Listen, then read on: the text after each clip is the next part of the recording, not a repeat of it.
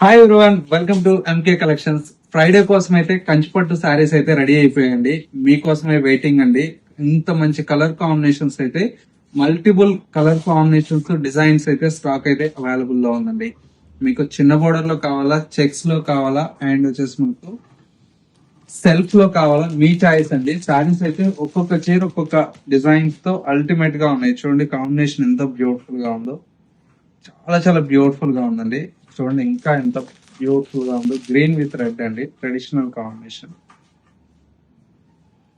లేదంటే ఇట్లా light pink with red అండి.